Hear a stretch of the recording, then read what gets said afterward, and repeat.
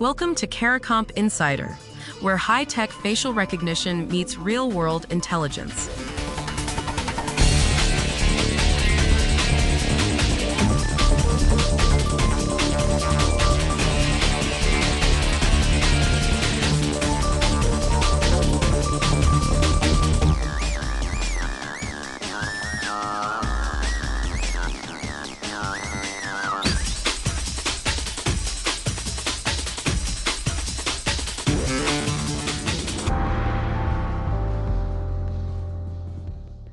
"75 civil rights organizations sent Meta a letter on April 13, 2026, demanding the company kill a feature called NameTag, a tool that would let Ray-Ban and Oakley smart glasses identify strangers just by looking at them.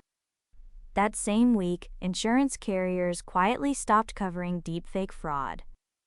Two different industries, same conclusion: a face on a screen can't be trusted anymore. If you've ever been on a video call, had your photo taken in a store, or filed an insurance claim with pictures, this story touches you. And if you investigate fraud or authenticate identity for a living, your entire workflow just shifted underneath you. The ACLU of Massachusetts and the New York Civil Liberties Union led that coalition letter. They framed facial recognition in consumer glasses not as a privacy nuisance, but as a tool of authority and control, one anyone could wield against a stranger on the street.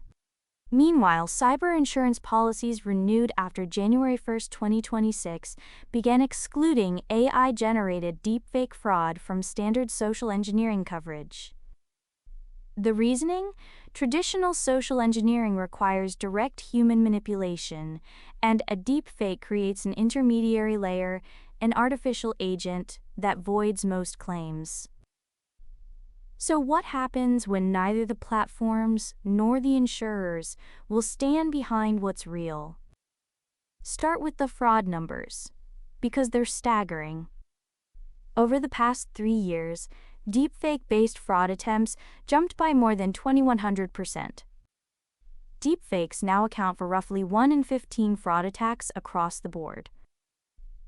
Fraud already eats about 10% of all property and casualty insurance losses in the U.S. That's over $300 billion a year. Layer deepfakes on top of that, and individual losses from wire transfer fraud alone have hit as high as $25 million in a single case. Now, the detection tools exist. In controlled lab settings, deepfake detection software scores above 95% accuracy. That sounds reassuring until you test those same tools on real-world insurance claim media, photos and videos submitted by actual policyholders. Accuracy collapses. It drops to somewhere between 50 and 65%. 50% is a coin flip. That gap between the lab and the field is where fraud thrives. And humans aren't much better. Research shows people detect audio deepfakes with only about 73% accuracy, barely above guessing. That means if someone sends you a voice message that sounds exactly like your boss authorizing a wire transfer, you've got roughly a 1 in 4 chance of catching the fake. For everyday people, that's the voice note from a family member asking for money. For investigators, that's a piece of evidence you can't rely on with your ears alone.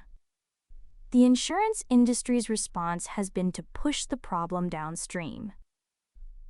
Since standard policies won't cover deepfake losses anymore, organizations now carry the full burden of proving a claim is legitimate. That proof requires forensic tools, pixel-level analysis, biometric markers, behavioral patterns invisible to the naked eye. Insurers themselves are deploying exactly these tools. But for the rest of us, small businesses, schools, individuals, those tools aren't cheap or easy to access. The place where deepfake fraud finds the most room to operate? Personal property claims. Homeowner claims, specifically. One party, no witnesses, and documentation that's easy to fabricate. A faked photo of water damage. A synthetic video of a break-in. When the only evidence is what one person submits, and the tools to forge that evidence cost almost nothing, the entire claims process rests on authentication that most adjusters aren't trained to perform. Bring it back to the Meta Coalition. The name tag feature would use AI to identify people in a wearer's field of view, walking down the street, sitting in a cafe, standing at a protest.